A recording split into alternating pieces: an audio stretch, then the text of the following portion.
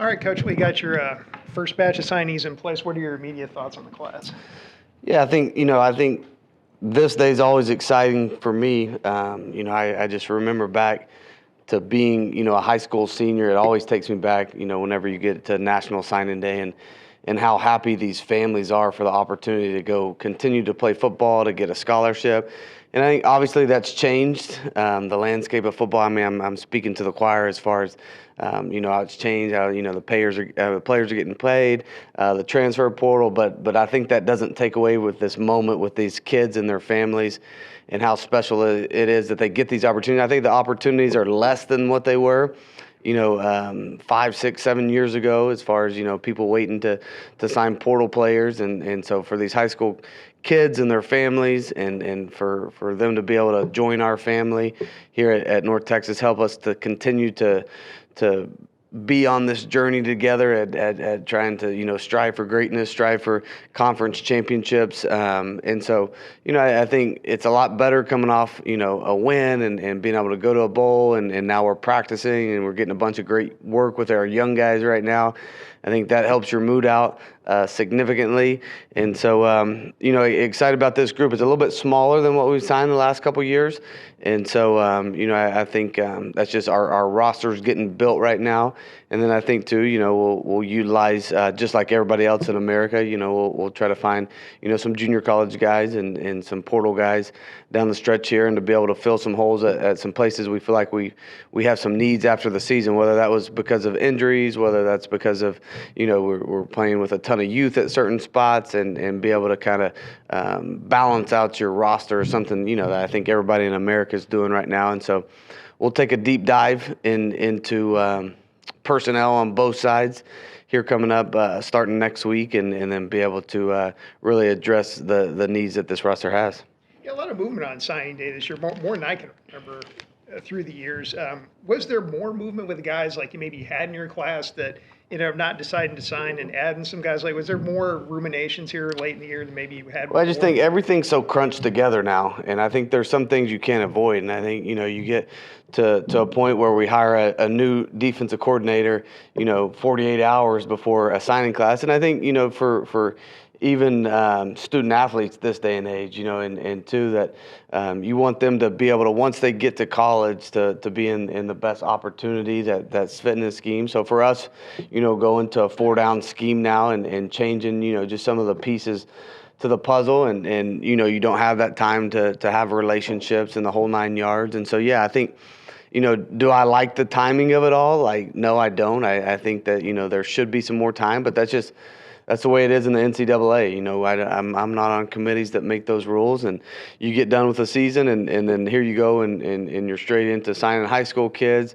And then the next week, while you're in bowl prep, and your players are in finals, they're doing bowl prep, the portal opens, and there's an extended window that it's open, I think, to the 20-something, opens up on Monday. And so I think, the month, and why they've made it dead. Used to back in the day, you go out recruiting right now, and you'd be on the road, and you'd be seeing these guys after your season, doing home visits and with these guys, and continue to build relationships with the guys that you're signing. And now it's just kind of like bang, bang, bang, bang, bang, and everything's so expedited. And so, I think, I think we're excited about what we signed today. I think, we got bigger in a lot of areas. We addressed some needs that we needed on both sides of the football, to come in here and be able to develop. And I think everybody saw this year. I think the last game, we played 8 freshmen in the last game. And so you never know when a kid can step up and is going to be ready. And we have a couple guys that'll be early enrollees for us too, which I think is the new fad in college football. And they get here in a month or so, and they're able to go out there and get in our weight program and compete in spring ball. And I think it helps all parties. Yeah, I was going to ask you about the impact of changing the staff late in the year, because relationships you always talk about are so important in recruiting. When you have that kind of change there, and you potentially change your defensive staff, did that impact being able to kind of hang on to some of these players that you recruited for months and months? I think relationships are important and will always be important. I think that there's other things that are in the mix now that is evident and everybody knows what there are, and I think too I've been in situations both on the good side and bad side, and there's other factors that go into why, you build a great relationship with a kid that's been committed to you for a really long time, and you get off the phone with him and his family and they're not heartbroken, they're sad to tell you that they have an offer somewhere to make a significant amount of money somewhere. And so yeah, I mean, I think, this works on both sides. And I think college football as a whole, everybody, wanted these changes and wanted everybody to get played, and it's a business. And then, so now people are making business decisions at all levels of this thing. And that's just a fact. And so I think, it's what people wanted and what they asked for. And now you're seeing more business transactions happening than sometimes just a relationship. I think, there will always be a relationship aspect to this game and the way it's played and coach the player and the whole 9 yards. Coach, to adapt to the fast turnaround with the hiring of Coach Cassidy and everything, just what has his input been on the recruiting side of things? Yeah, and just so fast. And so I think Skylar's done a phenomenal job at two different programs, taking over where they weren't playing very good defense, and was able to really elevate two programs in a pretty fast manner. And so that was something I've known Skylar for a long time. He was a graduate assistant when I was working at Texas Tech. I think he's wise beyond his years, although he's a young guy. I think his father was a defensive coordinator for over 40 years at some unbelievable institutions, still working at the University of Louisville right now. And so I think he brings a lot of knowledge of how to build, his defense and use the personnel that he needs. And so, yeah, I think, anytime you change systems, I think, certain systems value things other than the other system. And so I think just being able to listen to him and be able to see what he needs and how he's been able to build those. Hopefully he'll be able to now, the next week or two to be able to watch some of our tape and evaluate, some of our guys right now and see where these guys fit if they, it might be something where you're moving, a safety down to a linebacker, vice versa, and just be able to really dig into it and see who, now you're gonna put on the edges full time, and who fits in the middle of this piece. And so there's a bunch to go into that. That'll take time. But for me, just going through the interview process, he seemed so prepared always and knowing what he wanted, how he wanted it, and to be able to explain to me vividly how he's done this at two different places was awesome. And I think, you just look at the improvements that he made at Sam Houston in 1 year and to be able to go in there and I think playing with this offense is a little bit different than playing with somebody that, is at, gonna slow the game down and really commit to running the football and time of possessions. You talk about possessions. I think there's the stop rate's really important, I think. And so there's so many things in so many areas where you look down just the stats. And I'm not a huge guy on just stats. I mean, I think you got to look at the opponents and the competition and all the different things, but just really been able to dig into the film of what he was able to do and put together a roster and play extremely good defense against a lot of really good offenses was something that was really impressive to me.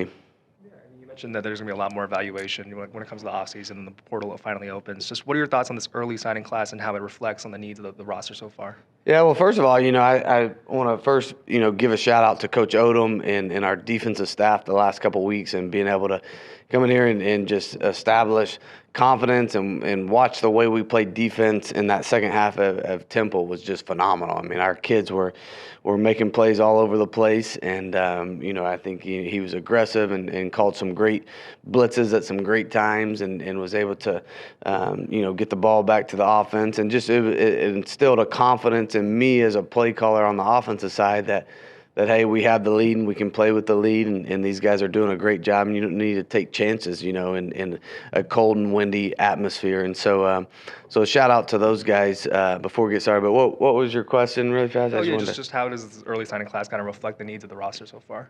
Yeah, I think really good. I think, we were able to attack a bunch of needs right now. And too, I'll start with some of these guys too. I mean, I think A.J. Brown is a guy that we've had, on the radar for a really long time. I mean, obviously, and I think this kid's his own kid, and I don't want to sit up here and compare him to Rod. And I think he's actually very different than Rod.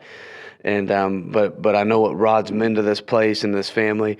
But here's a bigger, longer kid that 6'3", has long levers, 280, 85 pounds, plays at arguably, the biggest powerhouse in the state of Texas right now, has faced great competition, has put up great stats. I mean, he's kind of been their guy in the middle that's been able to stop everything, all the run game in the middle, been really productive and getting sacks.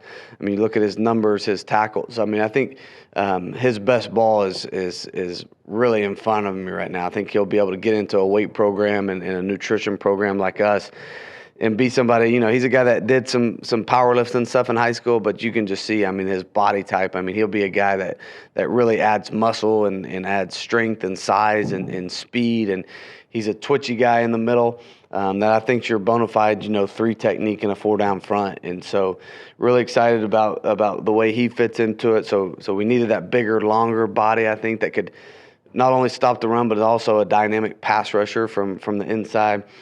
Got that him. Tyler Brown's a kid from Aubrey who right down the road, a 5'10", 175-pound blazer. I mean, a guy that won the 200 in the state of Texas.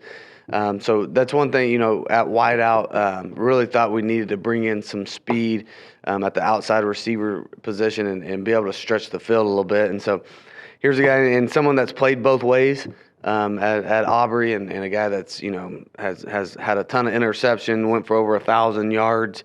Somebody that I think is going to come in here and be able to take the top off. He has great ball skills, great understanding of football because he plays both sides of the football over there. So I think anytime you can add some local speed like that and a versatile guy like him, but really he's a guy that we're going to come in and give him a shot at being able to catch some balls down the field for us. Caleb Hawkins, another guy that we found at camp this summer. I mean, I think Coach Cobbs did a phenomenal job. Coach Cobbs obviously probably has a soft spot for kids from Oklahoma, small-town Oklahoma kids, right? It worked out pretty good. But kid from Shawnee, and two, he goes to a small school, but, I mean, you watch his tape each and every week, and he was phenomenal in camp. We actually offered him after camp, but a guy that had, 1,600 yards on 204 carries, 28 rushing scores this year. Also had 17 catches for 407 and 3 touchdowns on defense, had 9 tackles, 4 interceptions, 3 forced fumbles. And so, just you turn this kid's tape on, and not only is, the tape really good, but the size matches up. I mean, we wanted to think that we have some really good younger backs right now, but really wanted to add kind of a bigger back to the fold that was dynamic as well, the backfield, and he was kind of the best of both worlds. And so really excited about what Caleb's going to bring to be a different element. I think Kiefer Sibley and Mackenzie McGill. We got a young guy, Ashton Gray. I mean, all these guys I think are going to be really, really good football players, progressing really nicely right now. This just adds a different dynamic to that room. Chris Jimerson, I mean, as electric as any player in high school football right now, in any state, I would say. I mean, a kid that obviously I think for a lot of people, didn't want to take a chance on him because, he's 5'10", 165 pounds. And he's a guy, we had him at camp this summer, had a 7-on-7 camp, and just to watch him spin the football was incredible. And has a unique talent. Not only can he throw it, but is extremely dynamic with his feet too. So I think anytime you have a guy back there, it's just the way college football has transpired, I think, the last 5 to 6 years, and not only in college but also in the NFL. You don't have to have just a true runner, but a guy that extends plays, that gets you out of bad plays, that can push the ball down the field. I mean, a guy that's been, the district MVP and up for all kinds of stuff. The regular season had pretty much 3,000 yards, 44 touchdown passes already. So he's used to doing what we do and getting the football to different people down the field, intermediate, quick game stuff. So super excited about the dynamic athlete that we add that'll be touching the ball every play. Braden Knox is a guy that we've been on for a long time. He's a guy that we saw at a camp this summer in Oklahoma. Actually, this spring in Oklahoma. 6'3", 240 pounds, has a great frame to be a really dynamic edge rusher. And so, I think his personality, a kid that makes great grades, from Putnam City, and somebody that'll come in here with an attitude. And I think his body type and his explosiveness will give us ability to give him a good look next year. I mean, I think he's going to be big enough and strong enough to be able to compete earlier than later. This season, 68 tackles, 25 were tackles for loss, 14 of them were sacks, forced fumbles. I mean, all the different things. Played some running back, all the different things. So really, love the prospect, and I think he'll be someone that we could look for some snaps early on in his career. Jaden Manning, another guy that comes from an athletic family. I mean, brother was one of the top basketball athletes in the nation a couple years ago, plays at TCU. Dad is a professor at TCU, comes from a great family. And he's someone that played linebacker and running back. Watched both his tape, brought him to camp to see how we liked him at the running back position. I mean, at the linebacker position, looks like a bona fide linebacker. I mean, 6'1", 225 right now, and has the frame to be a guy in the athleticism that you want to run sideline to sideline. So really excited about him. I mean, 110 tackles, 15 tackles for loss, 7 sacks, an interception for a senior, but also played running back, and had, 400 yards on not many carries this year because he's playing defense a ton. So, I always love dynamic athletes that can do multiple things. It's something that I've been drawn to forever, and I think when they understand both sides of the ball, it gives them advantage of learning and processing information a little faster. Jordan Reasonover, a guy from Westfield High School. He was coached there by an old offensive lineman that I coached at Texas Tech.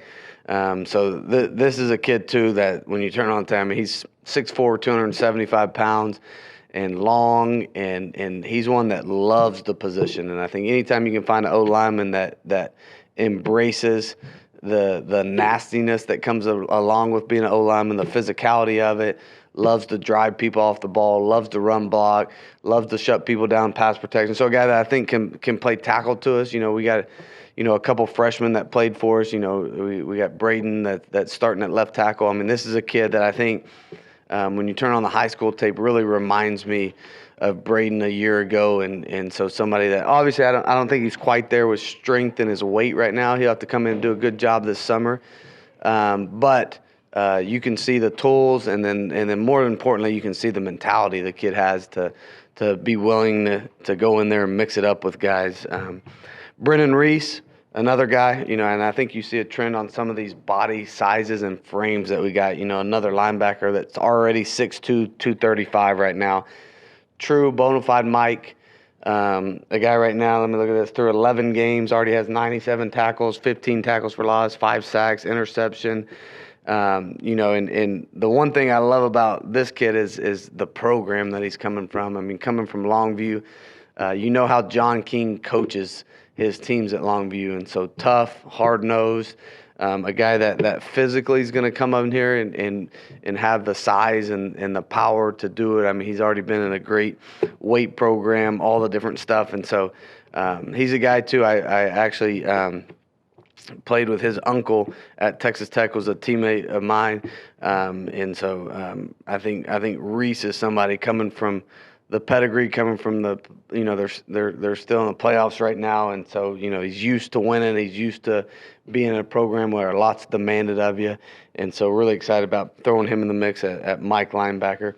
And then Berto Rodriguez, I mean, another 6'5", 275-pound tackle that we got out of Deer Park High School down in the Houston area. A guy that was identified early here. Coach Leftwich did a phenomenal job at recruiting this guy extremely hard, and we're able to get him on a visit earlier this year, get him committed. Comes from just a phenomenal family that loves football, that loves him, and so somebody that I think, and he's a guy that I think could be versatile for us. I think Jordan's is a tackle. I mean, Berto can play tackle. He did it in high school, and that's what we evaluate him as. But he's a guy that I think has a little position flexibility. That if he was someone that came in and we needed to move around a little bit, that he has the ability to bend and move people in the run game, that he could play some guard, he could do some different things for us. So yeah, I think really good starting point for us in this recruiting class. This recruiting class is far from done. Obviously, I think we'll continue to add pieces as it goes on, just like everybody else in America. But yeah, as far as getting a group of bigger, longer frames with the body types that we were looking for was something that was important for us, and did that. And then obviously I think the speed at wideout. Coach, you mentioned a couple players in this class, played a couple different positions, sometimes on both sides of the ball. Just who are you kind of most intrigued about, just in terms of versatility and their athleticism, what position they can play? Yeah, I mean, I think when you look at Tyler Brown as a guy, I think that excelled on both sides, so well. And I think he's someone that's kind of taken to liking, the offensive side of the ball a little bit more, which is fine. I mean, that's a guy that, you'd love to have flying down the field, one of the fastest guys in the state of Texas that has great ball skills. And so, but just what he's been able to do, I think you look at, Jaden Manning playing so much both ways, playing running back and linebacker. I think, a couple of the other linebackers, have been one way. Caleb Hawkins is a guy that's built like a linebacker. But I think, that's something we needed in that running back room was to be able to get a bigger guy that, eventually, he's already 200 pounds. And I think you get him in this weight program, this nutrition program, you look up and, he's 215 pounds before you know it, and strong as an ox, running downhill at you and getting some good, tough earned yards. Yeah, you look at what your new defensive coordinator has done in his last couple of stops. It seems like he's played a few different ways. If you look at the depth charts, places he's been. What do you expect for you guys to base out of? Yeah, I think we'll base out of a 4-down, and then have the ability to be multiple and the ability to match personnels, and which I think is important in this day and age, And then I think you go and even being in this conference now, and playing a triple option team, and then the next week, you're playing a 12 personnel team like Tulane, who wants to commit to the run and have these tight ends and throw play action. And then, the next week, you're playing a spread team that likes to throw the football down the field. And I think there's a bunch of 11 personnel. I think 11 personnel is probably the most popular, offense that's being played in college football right now. But I think having the ability to match it and your scheme not change dramatically and have it, your kids coached up that if you do play a triple team or even Army wasn't even triple option, I mean, they ran quarterback power, majority of the time this year. And so you have the ability to put some extra D linemen in the game and match that personnel. If you're playing against, Tulane and they want to commit to running the football, you're able to match that personnel, big people with big people. And so I think having that ability is something something I was looking for, just to have the multiplicity to be able to match it.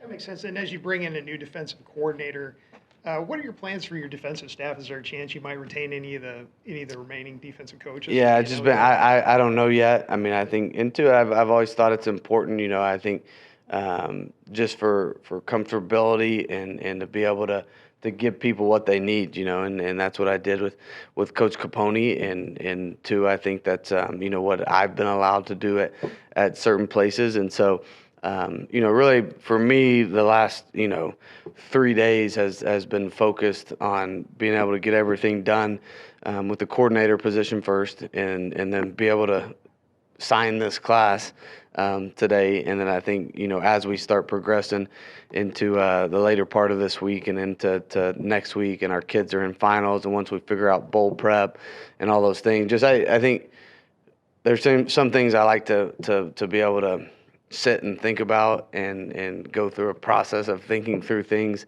and don't need to be rushed. And so when we get to it, we will. Yeah, this is probably one of the smaller early signing classes you guys have had in a number of years. How important is it now, especially with having so much late movement in the class, to really be able to hit the transfer portal pretty hard recruiting when it gets here Monday? Yeah, and I think it's been important the first 2 years too. I mean, we've had bigger classes the first 2 years and signed those two. We got two classes that we love right now of freshmen, and some are redshirt freshmen, some are sophomores right now. That'll continue to grow. And so, but now I think, just like we did last year and the year before, there's going to be, some elements to it that you utilize junior college and portal recruiting. And so I don't think that's changed. And, as we get to just the numbers will change every year of what you're trying to fill. Yeah, and as you look at it on paper, I know this really doesn't make much of a difference at this point, but I mean, you're sitting about eighth in terms of like the recruiting class rankings. Do you feel like you brought in enough talent that's going to make you competitive in the American Athletic Conference moving forward, or can you get there? Yeah. Now, do you remember what we were the first 2 years?